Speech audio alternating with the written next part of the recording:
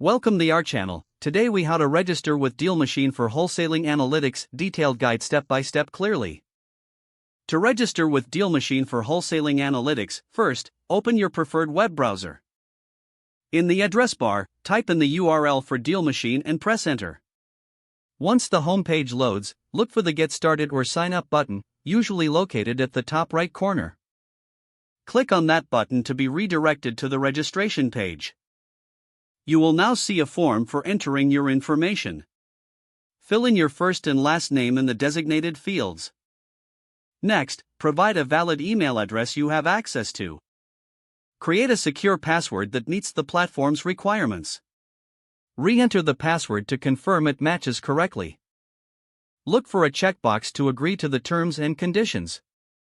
After reading the terms, tick that box to proceed. If there is an option for promotional emails, choose according to your preference.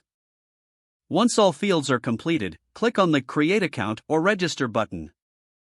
Check your email inbox for a confirmation email from DealMachine. Open the email and click on the verification link provided. This will redirect you to DealMachine where you can log in with your new credentials. After logging in, you may be prompted to set up your profile. Fill in any additional information required for better customization. Now, navigate to the Analytics section to explore available tools and features. Familiarize yourself with the dashboard layout and options. Start by inputting relevant data for your wholesaling needs. Utilize the analytics tools to assess and optimize your strategies. Finally, save any settings or customizations you have made for future use.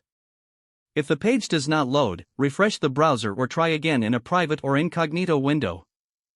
Make sure you are using the correct email address, then retype it carefully to avoid small typos.